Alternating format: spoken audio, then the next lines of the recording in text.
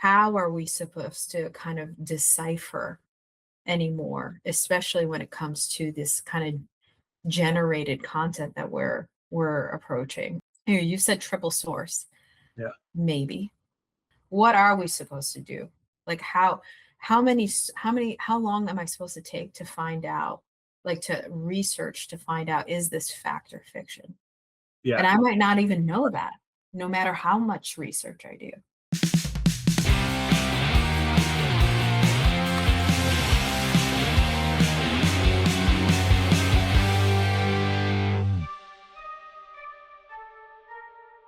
Hey everybody, it's UX Murder Mystery. I'm Eve Eden. And I'm Brian Crowley.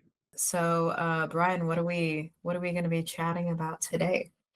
Today, we're going to be talking about dead internet theory.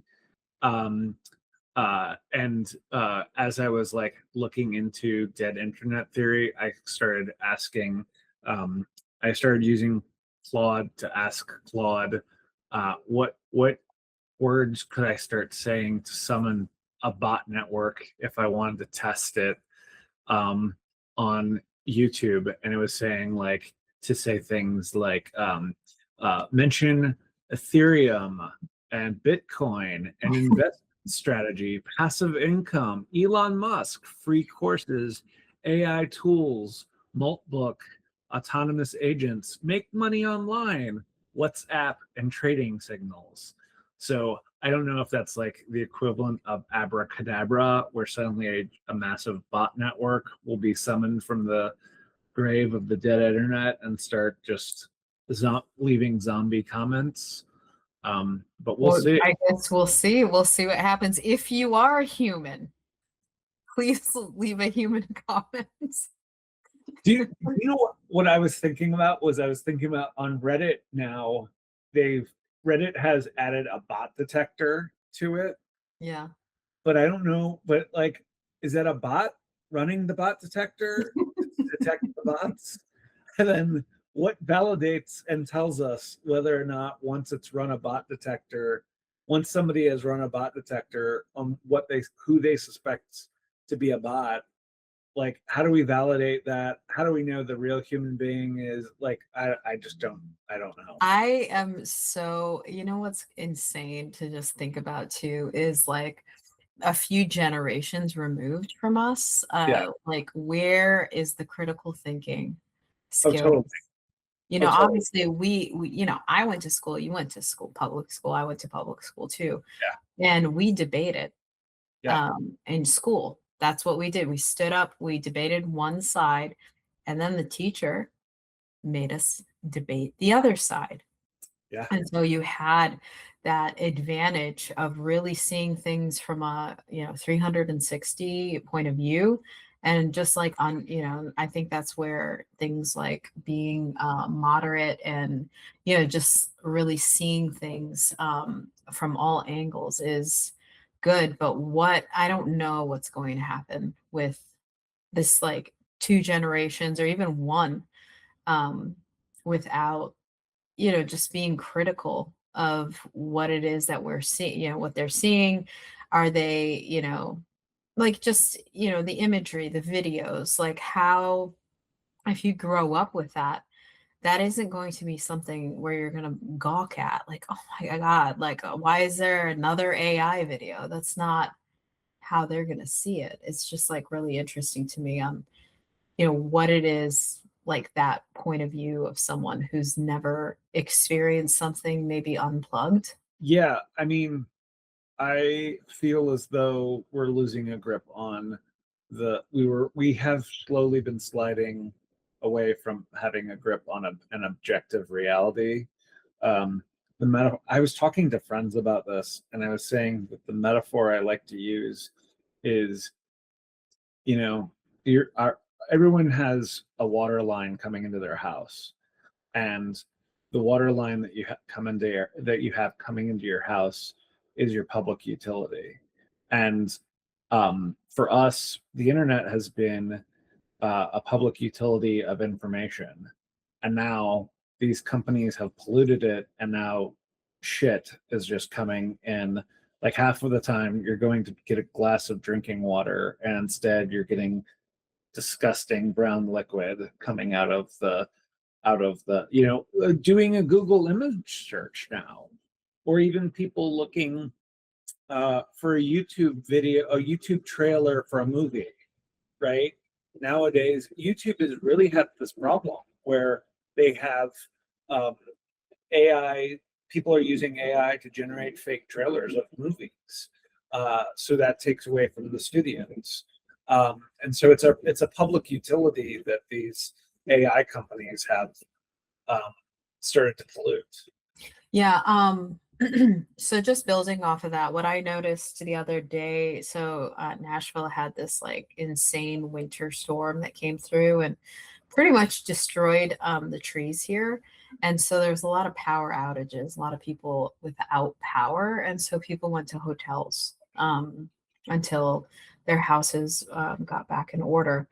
And one thing, I was hanging out with a friend, and so we were at, watching YouTube at like, in the hotel room. And one thing I noticed, and this isn't something I saw on my YouTube like instance, this was Yeah. signed out, is playing music.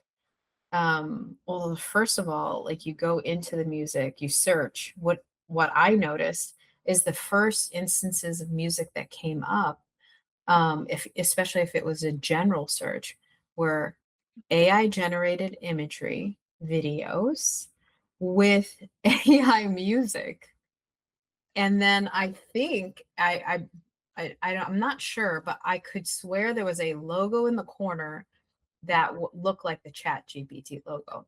It had a similarity. Obviously, logos these days are, crap. They don't distinguish them well, but it looked like a Chat GPT logo. I don't know if that meant, this is a watermark, this is AI, or the beginnings of, like showing that these are AI videos. But that was one thing that I noticed is the music that was recommended was, generated from, bots, and the videos were too. So, and then I saw that watermark. So I don't know if you've been noticing any of that, but that was like one thing that I took note of. I have not noticed that. I've more noticed the thing that I was talking about before, where I've noticed a lot of like very invasive YouTube stuff, or YouTube stuff where if I'm looking for a movie trailer, there's always some like weird CGI, badly done version of it that's sometimes is interspliced with real movie trailer stuff, Yeah. which I find to be really strange. When it was Thanksgiving, there was a huge wreck that happened Yeah, kind of near Chicago, Detroit area. It was like along Indiana's border. yeah, And my dad, again, we're together for Thanksgiving. And so my dad pulls up a video of the wreck. The wreck had zoom ins and zoom outs and drone shots, and it looked, he was like, look what happened. I was like, Dad, this is not real. This is an AI video. And he's like, oh, how do you know that? And I was like, let me search for let's see if this is actually what happened on, I think it was on I-70. And I was like, this is what the real videos look like. No zooming out, like everything's like on foot. They're just kind of taking long shots of the a car wreck. I think it was like a huge pile up, 70 cars or something like that. And um, and I was like, do you see the difference? These look like movie shots where they're zooming into the cars and showing you close-ups. That's not how like real news clips look. And he had to kind of take a step back and, realize, oh, I am watching an AI video. well, I'm glad you mentioned this because I have also noticed that one of my parents uh, sent uh, sent a video that was very benign. It was like a cute kitchen type scene of like a dog and a baby and like flour or whatever like spilling in a kitchen, and it was very like And it looks like a home video. It looks like somebody like lifted up their phone and like saw the dog and the baby getting into the flower, and we're just kind of like laughing about it, right? Which feels very benign. Uh, but it was completely totally fake. It was totally AI. And I like could clock it immediately, but I didn't clock the bunnies on the trampoline when that bunnies Remember on the trampoline thing happened. I was like everybody else who thought, "Oh, this is cool. This is a backyard camera." And I guess bunnies went onto this trampoline and started jumping for some reason, or hopping, doing like little hops on it, and it looked real enough where you were like, "Oh yeah, that's I guess a thing that could happen." Um, and that's scary. It's scary to think of how easy it is to like fuck with our perception, um and how like it's almost going to make it so that we're all going to have to be even more discerning than we were before, and even we're going to have to start checking even more. And like I think that people are going to have to start doing stuff like like a lot of journalists do, where you do start doing triple sourcing, which is meaning that you go and you look up, are there three, reputable news sources that are all confirming this story or this incident. So for your dad, like to go look up and see, do they have, are these three reputable sources? Um, you know, Yeah. Yeah.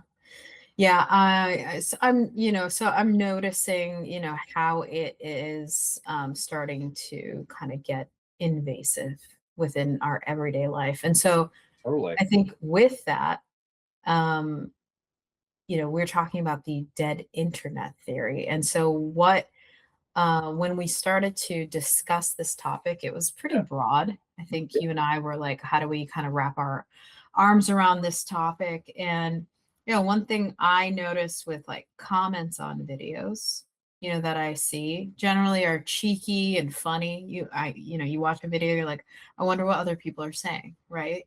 Go to the comments.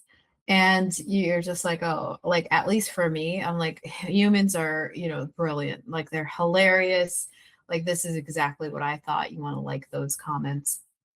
And then, there was this time period where you see people like saying, "Oh, I made so much money and I recommend this person's services and here's their WhatsApp number." And it's Yeah. in these like comments, like 50 comments deep, like you're like seeing these comments and you're like, why is this a thing? Like it's like ruining the experience of comments.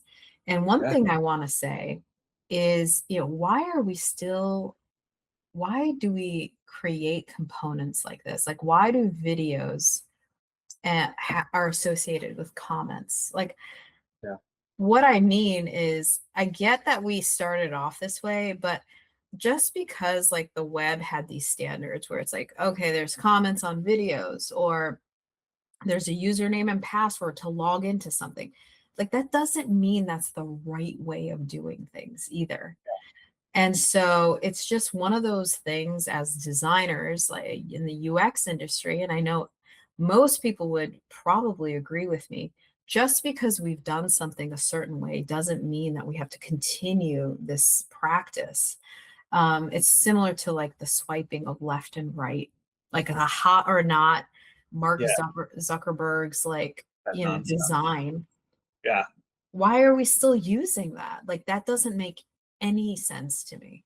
Do you think? I think maybe to back up just a bit, because I know we're only kind of a couple minutes in on this conversation, but like maybe we need to define for people who are like sticking with us. Maybe we need to Yeah, define what the dead internet is, what bots are, like what it is exactly we're sure. talking about. Um, so I'll try to kind of do a quick summary of it. So the dead internet theory, for folks that are listening, is this is a theory that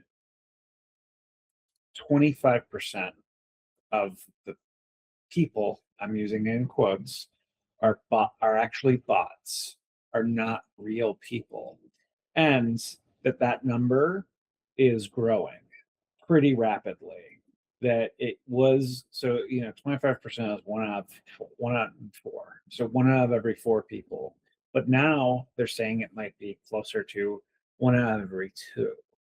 That it might be growing so fast that half of the internet might be actual bots because it's creating more and more and more. By bots, we mean non-human agents, AI. And one other thing to note about that is these bots have been deployed by China, by Russia, to influence political campaigns, to influence elections in different countries.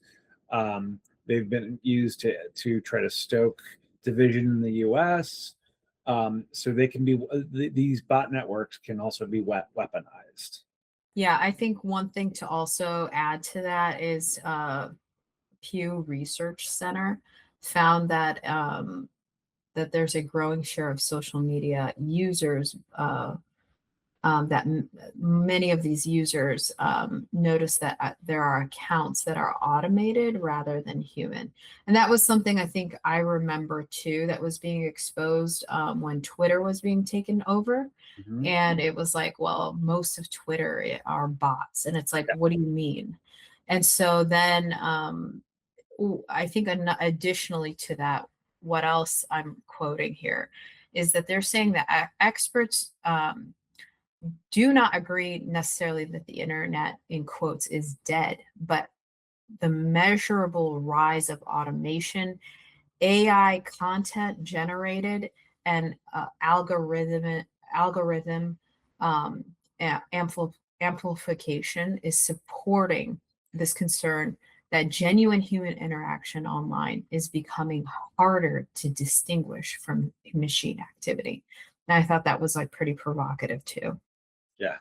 The other thing that we were talking about with this that I guess we need to discuss, because I don't know what the current state of it is. It was like it kind of came up last week and then went back down, was this thing called Moltbook. Moltbook, for folks who don't know, Verge posted about it, and Moltbook is AI agents. It's basically a social media for AI agents that you can go view. Now, uh, it was initially, there was a lot of people that went to go view it, and myself included, that went to go kind of take a look at it because it's view only for all of us.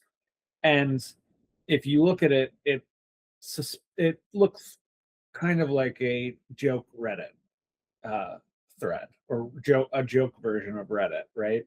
Um, and now there is suspicion that it might, in fact, just have been a joke version of Reddit, and that people may have been putting agents in, but then puppeteering agents, which was kind of what was suspected all along.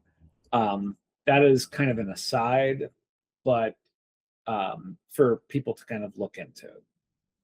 Right. But the thing that was reported on CBS News is that real people are not allowed to post on this platform. And Yeah. now they're accusing that the actual platform isn't AI bots, talking about us, and our websites and, our videos or whatever, our podcasts, but that it's human generated, which I find extremely, well, first of all, like annoying as, because it's almost like, I can't distinguish like what's real and what's fake when it comes to knowledge, Yeah. right? Just the knowledge of like what is fact is just it's being compromised on a daily basis.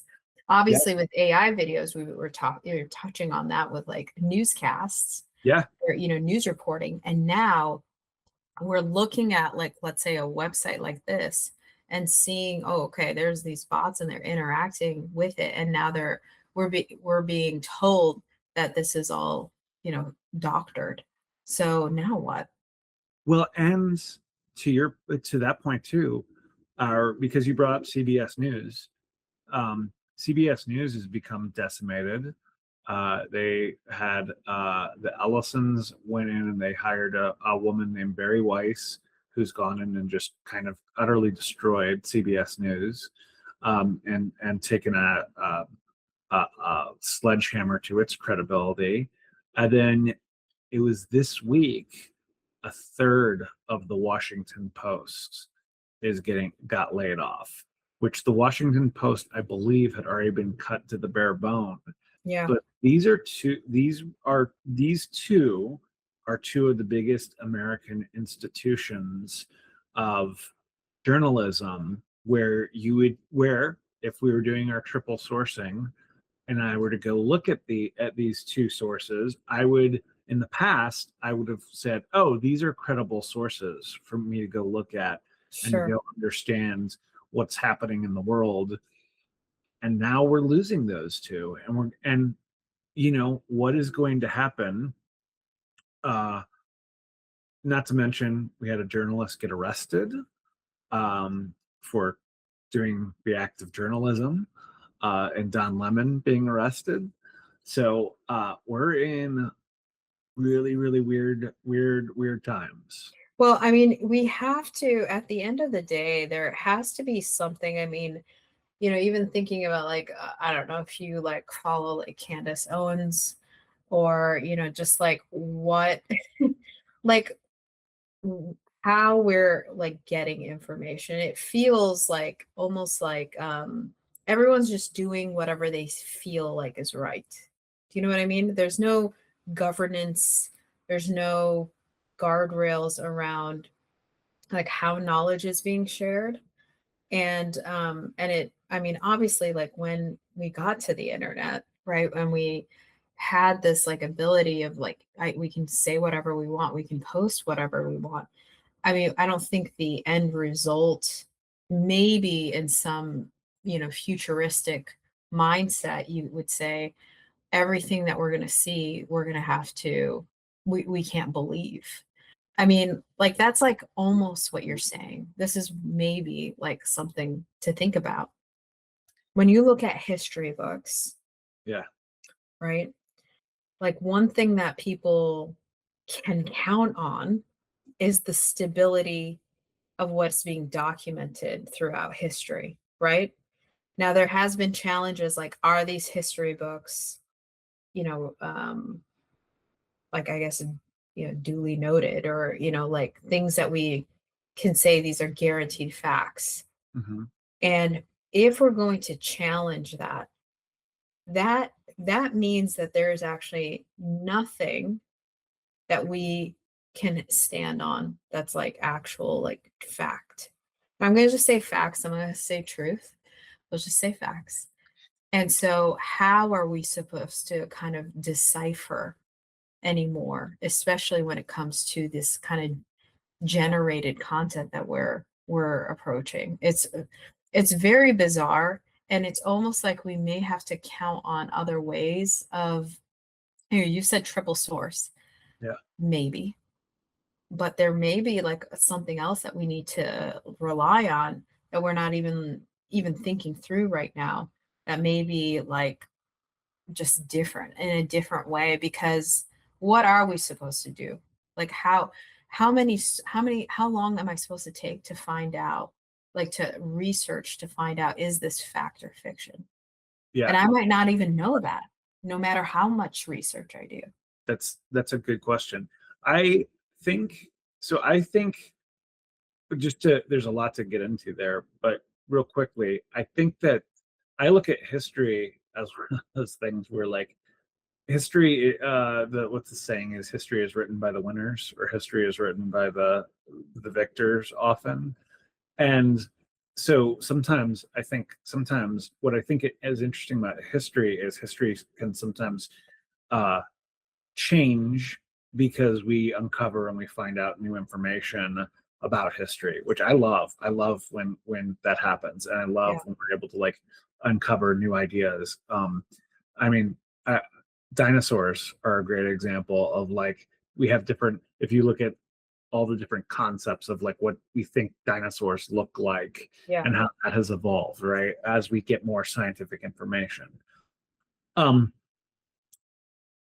In terms of like today, um, I mean, I think it's going to become harder because I think that, you know, I look at it as, and my bias is that, you know, my dad was a journalist, and I have people that in my family that worked in journalism. But the thing that's often pointed out is those newsrooms used to have uh, armies of lawyers downstairs from them, so that they, to make sure that what they were doing was correct, and make sure that it would also make sure that uh, it would defend their First Amendment rights, so that they were able to go and cover um, uh, elections and small like country town boards and police boards, and all of like the local events that you need to find out about. And we're losing that because Facebook doesn't care, and Facebook is not moderating, and Facebook has kind of become the local news source now for a lot of people, which is very scary. Right. Yeah. Yeah. I mean, that's maybe what it is. It's for like generationally, you could probably find what you're like looking for or just waste time on an application. Hmm. Actually, that's actually an interesting thought is why people are going to Facebook. Um, Or next that's door. or next door, right? Yeah. Yeah. And with that, what is, does that monopoly of almost like, oh, to get your news, I mean, could this even happen? I'm just going to say something funny. Don't go for it. Um, so just like, do you want to make a Xerox copy of, a piece of paper, right? Using the word Xerox in it could one day like, hey, let's go to Facebook to like look at the news, and Facebook becomes like the word for news. Could that be like, a future for us? That would Because be horrifying. So that's what I mean. I'm actually just thinking out loud, Brian, and it's kind of scaring me. Especially with, what is happening to the media. yeah, Um, and the thing is, I am, extremely disappointed in the way journalism is. I have never gotten into the gossip journalism. Like, I feel like journalism is just gossip. It's like, okay. did you know? And it's like, I can find that, just let me go to the grocery store and read the tabloids, right? Like, save that. Just, I'd like to get back to, can the facts just be, reiterated? I don't want your opinion. Just tell me what happened. And that was like the beauty of like when we would go into, a newspaper or, just a newscast, and we could just find out here are the facts. And then I can form my own opinions based on what I think. You know what's interesting about that is there was a study done that kind of showed how, even when it's given, when they're doing it straight, just the facts, like doing like the news reporting, Yeah. it was done during, I think it was like during Hurricane Katrina. There was a famous, it was like two versions of like the AP News, where it showed, if it showed black people, it referred to them as looters, and then it showed white people and it referred to them as survivors. Uh Same activity, wading through water, trying to like grab their shit and go. Um, but or it might have been a case where they were going into a store and grabbing stuff to be able to have water on hand or have Sure. thing to eat because they're fucking surviving a flooded storm area.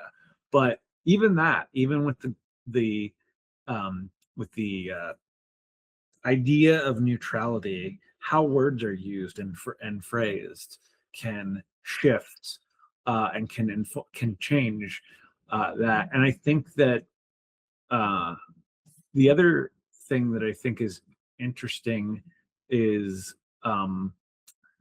how when we're looking at this information ecosystem is all these corporate mergers and all these giant acquisitions of all these companies. Paramount, I mean, Disney owns ABC and Comcast owns NBC and um, or did own NBC, and I think it's Paramount that's now owning CBS, and Amazon owns the Washington Post. So now you have all these giant billion-dollar companies, and all they care about, as we know, as people who've worked in big corporations, is cutting costs and making it leaner and leaner and smaller. And a lot of good journalism means that they're investing, and it's a little bit of a loss leader because it's looked at as a community service to be able to give information. And I don't know about you, but like growing up, you know, a lot of what goes on Facebook nowadays used to be in your local paper. If my nephew is playing baseball, his little league, game would be in a local section of the newspaper. Right. Now that's on Facebook. Or if friends get married, that would be in the newspaper sometimes. Right. And it Right. doesn't happening. Yeah. As we're kind of, exposing like the concerns of this dead internet theory, Yeah, and we're talking, maybe it's like less about removing bots yeah, and more about what you're talking about, which is rebuilding trust, verification, and transparency of the structure of the internet. Like, I think that to me is like what would help me know, like, okay, this has been validated, right? Like the legal teams that you talked about that were in the basement of, wherever, like Chicago Tribune, right? Like you could not get anything past the legal team if they mhm, had to, triple check it. mhm, And so, what would be like a solve for the internet, which is possibly, you know, how do you verify strong human verification? yeah, Right. So, we've seen some of the ways and they're so cheap. Like the captchas, like I don't like they're just it's almost like just self-serving and by helping them with like identifying imagery versus like, hey, let's identify that you're a real human. I think that's where designers and UXers could really come in and really change the landscape of how would, if you could, this would be like a challenge for us and for anybody listening, how would you provide like a strong way of human verification, like behavior analysis, or there's obviously the fingerprinting, which is like a whole different ball of wax. So but with that, like, just to detect, is this bot activity or is this human activity, and then I mentioned the clear labeling of like AI generated content. Like yeah. that should be plastered over everything. And maybe we should give it bad audio too. How about that? Just to Well, kind of, keep it in its place. and the question becomes, I mean, we went through this with COVID and the pandemic too, and we've gone through this over the last 10 years of the conspiracy theories, and how do we and the QAnon type of stuff, and I mean, there are if I say like, I mean, if I say the words like flat Earth, there are people that are flat earthers that Yeah. believe that that's a real thing, and like, I'm sure that we'll get angry comments by people that believe. I'm just so curious about what this video is going to do. It'll be awesome. We'll see. Now we just have to mention Ethereum. I need to go grab my wizard hat and put my wizard hat on. Just say Ethereum, Bitcoin, Elon Musk, free online courses, and just bot network stuff to get all the bot network going on this. Um, Oh, dear Lord. but like, uh, uh, us all having the shared objective reality. I think it was, I think the biggest thing that was interesting that happens in COVID and in the pandemic was it became more clear that we all don't share the same. You would think that, like, objectively, uh, we knew that we had a pandemic on our hands, and if you if we look back at that, there are people that were denying that that was even real, and and and like, how do we just like get to like the basic thing where we like can all just agree on a set of facts, that we can agree that sky is blue, there's a sun in the sky, the earth is round, and like and start from there and just have like a basic set of facts. Yeah. Yeah, exactly. This is where, just going back is like how do we rebuild trust? How do we provide verification, or, verify that things are what they say they are? And Yeah, then where's the transparency? That, I think, because of the newness of generative AI, it's like we're seeing kind of this cluster. So it's just like free for all. Let's just, do whatever we want because we have time to. and Nobody's telling us not to. So that's where the legal system or like the government yeah, has to like play catch up. I mean, to me, it was like classic example of like the government with Facebook on the stand, right? And trying to understand technology and what it's doing, and then also like keeping these companies accountable for what they are doing. It's just I think it's just happening again this time. Now it's just with these LLMs, and um what you're seeing today with the videos, and just like what you can do. I mean, you're seeing like, I think what I just recently read is in January, um it was the highest season of layoffs that happened since 2009, right? yeah. And to me, it's that neck breaking speed of not understanding, oh, this ease of use of like how AI can help our company and we can save money. And so let's lay off workers and just use these tools, versus the actual knowledge of what could you do with these tools, which is probably not as much as you think. And that's why I'm really happy with people who are talking about this bubble that will burst, Mhm. um, and kind of get us back to normal, and stop making almost like a mockery of, you're laying all these people off. What are they supposed to do?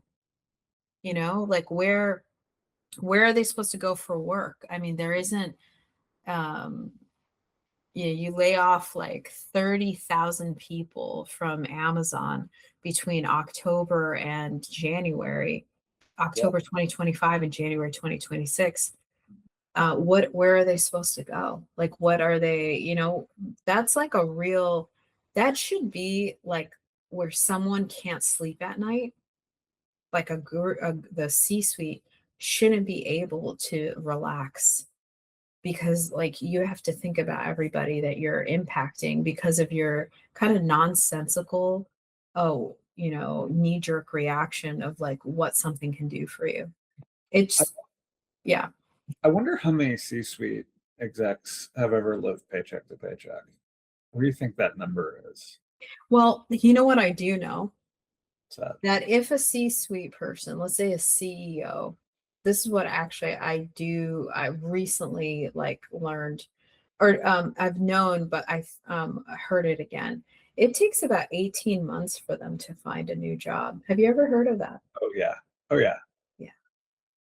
I mean, it takes them 18 months to find a new job, but that I feel as though typically they're not hurting in those 18 months, because I feel as though, and maybe this is just my perception, I feel like as though most of the people that I've ever seen in a C-suite tend to already be incredibly wealthy. And like that's why I asked the question of like, have any of them ever lived paycheck to paycheck? Have any Right. of them actually ever had to struggle? Like, I'm sure there are. I'm sure that there are. Especially Americans, Brian, right? Like maybe if we're talking about other countries where the wealth is distributed way differently than in America, even though I know we Yeah. gripe about Americans, but the reality is there's a lot more people, number of instances of people going from rags to riches or, rags to riches here than in other countries. That's why people come here, right? That's why my family came here, right? Because you had a better opportunity of wealth distribution based on just your work ethic. I, I assume so. I don't know. I'm saying of like if I'm thinking of like Fortune 100 brand companies and Sure. the suite, I would love to know. I would love to know the percentage that ever like came up through working class and not through generational wealth or I not. mean, we could probably do like a search on maybe where their education, Yeah, came from, how yeah. they received that education. Was it through scholarships or just through, their parents? And then, yeah, that could equate to most. The reason I bring that up is because when you're asking about the empathy level of like how do you sleep at night or how do you think about that? And if you're an Amazon executive, I don't think Jeff Bezos cares. I don't feel like Jeff Bezos is like not sleeping at night. I mean, this is like where this is a thing where I recently heard something that said taxing billionaires out of existence is better than the alternative. And somebody was like, well, what's the alternative? And I'm like, well, when this type of disparity starts to happen, that's when like stuff goes really bad and things get and uh, how they stop being billionaires ends up in another way other than taxation. So Mhm. Yeah. Yeah, I mean, if we go back to kind of the space of um, just the what we're talking about with the dead internet theory, because we are problem solvers by nature, this one seems like more of a technical problem. And so kind of like what I would encourage, and maybe Brian, you've thought through this, but what would like be a win? Let's say in 10 years. 10 years obviously is a long time. Maybe we can cut it down to 5, but like how do we authenticate what it is that like what is happening to the internet today? Like what would the internet look like in 5 to 10 years? it's a good question. The a couple of questions are: will the internet be around in 5 to 10 years? Um, Like is the way it is today, or just what do you just mean? in general, like, is it possible that this utility gets destroyed? I mean, eventually, if using my water example again, eventually, if enough of the pipes burst, if you have a house, enough of the pipes burst, or enough of the pipes have raw sewage coming in through them, eventually like you have to like take down the whole house or you have to take out the whole pipes or you have to redo your entire system. And I don't know what happens when it gets that bad. I mean, you're kind of talking about like, you know, the end of Rome. Yeah. I mean, um think about this. I'm sure you've experienced this, but like I mean, the scams are getting out of control. The AI is making it easier and easier to scam. They're grabbing people that are real and legitimate. They're grabbing their voices. They're grabbing their likenesses. They're grabbing their entire personas, and then they're sending it over to people that are their customers or are their listeners Yeah. or are their family members and scamming them out of money and passwords and this and that. So then maybe a challenge isn't what would the internet look like. Maybe we can talk then say how as a UX leader, Yeah. can we design for humanity that's like, can you prove human? What if it's well, I mean, so I think about it. Carmen and I were talking. I think no, I was talking to somebody else about this. How years ago, um, over a decade ago, to prove that we had a bot, that we had a human being and not a bot, not a crawler coming in through your website, Yeah. we would.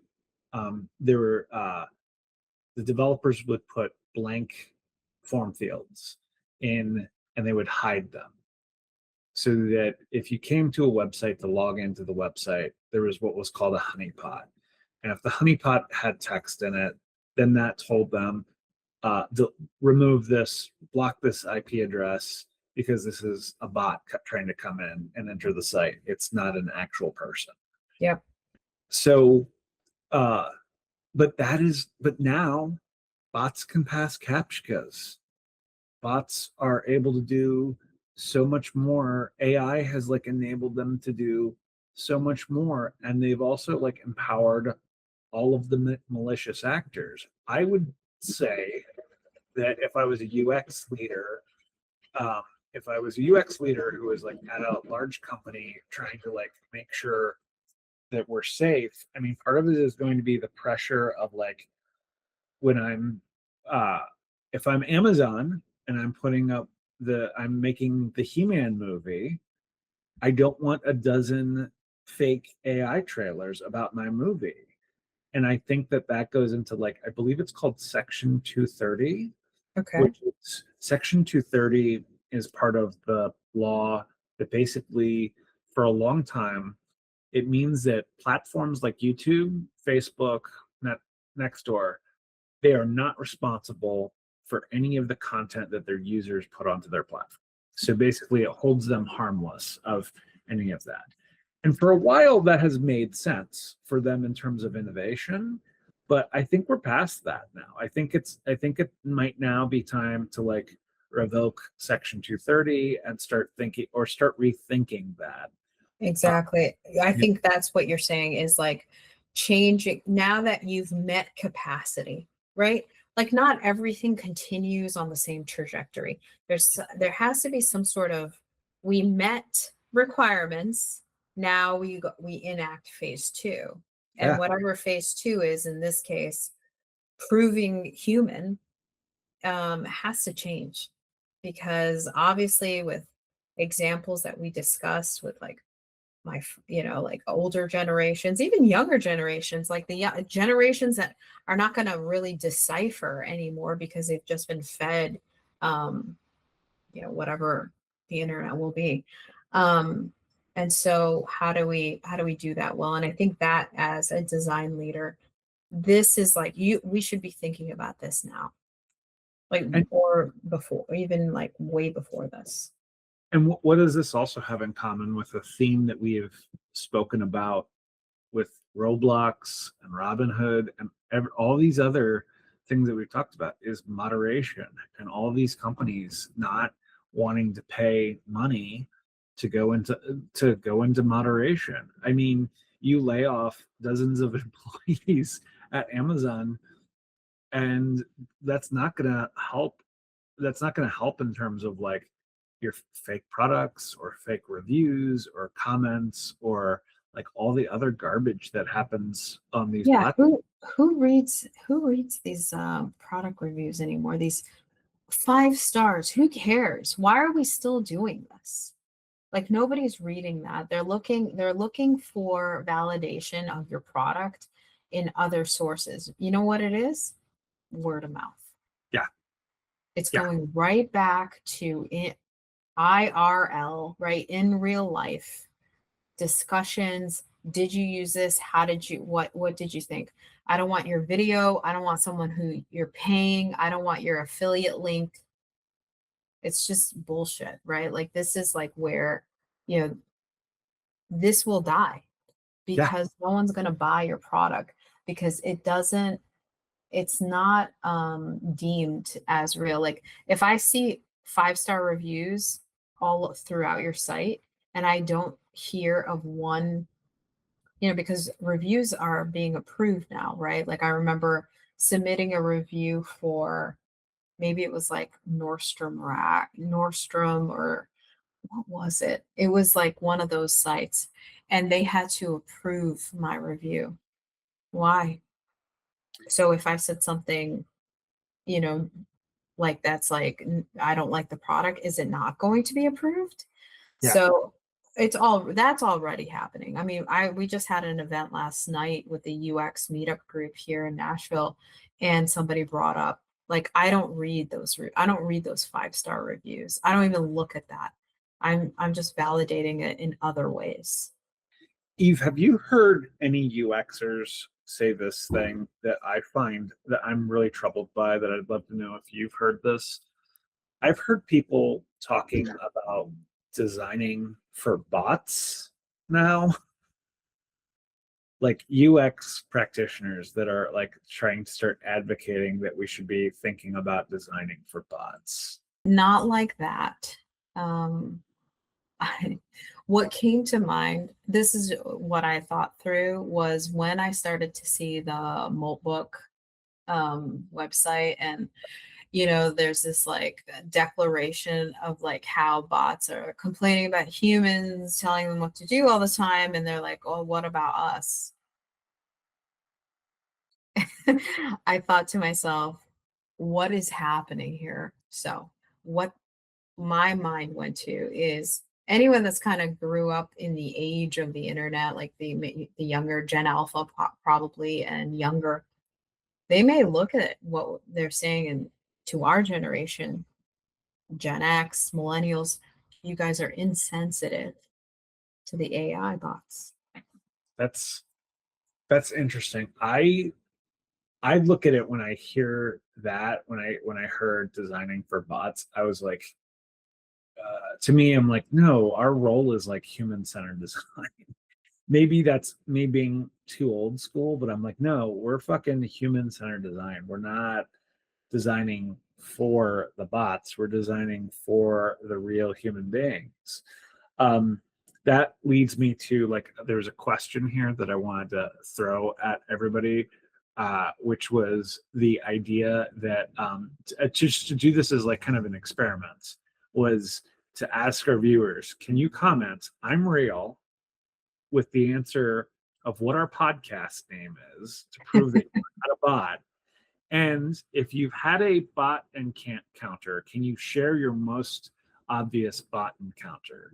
That way we want to kind of compare this and find out whether or not we're talking to real human beings. And the other question that I'd love to ask people, and I thought about this, is like, when was the last time you were 100% certain you interacted with a real human being online? Or or how often have you been tricked and figured out that something maybe was a bot or not real? Yeah. Yeah, there was a recent case of that. I'll share this story and maybe we can wrap up here. Right. That I think people were like looking for apartments, and so they were setting up a time to come and see the apartment model, and they were interacting with, I think, someone named Christopher, and they set up the time, they set up where they're going to meet, and they walk in and ask for Christopher. Is Christopher here, the leasing agent? And they're like, no, Christopher is an AI agent. It's not, that's not a real person. And it really threw them off. They thought they were setting up a schedule and talking to a real human being, and it wasn't. Um, I'm going to say that we should both say some of these magic words as we wrap up too. So we need to say Bitcoin, Ethereum, investment strategy, passive income, Elon Musk, free courses, AI tools, Oh my Moltbook, God. autonomous agents, make money online, WhatsApp, trading signals. This Trading is signals. uh the magic words in Army of Darkness, Klaatu, Vera, Niktu. Just magic words to abracadabra to bring Abracadabra. botnet Oh my God. All right. All right. Well, um, so if you guys have any comments or questions, or stories. yes, any stories too, please email us at questions@uxmurdermystery.com. Like, subscribe, and follow, or become our next victim of bad UX. UX Murder Mystery is a joint production of Eve, User Experience Design Agency, and Crowley UX, where systems meet stories. It's hosted by Brian J. Crowley and Eve Eden. Edited by Kelsey Smith. Intro animation and logo design by Brian J. Crowley. The music is by Nicholas Lee. You can follow us at UX Murder Mystery. You can email us at questions@uxmurdermystery.com. UX Murder Mystery is a copyright 2025, Brian J. Crowley and Eve Eden. Thanks for listening.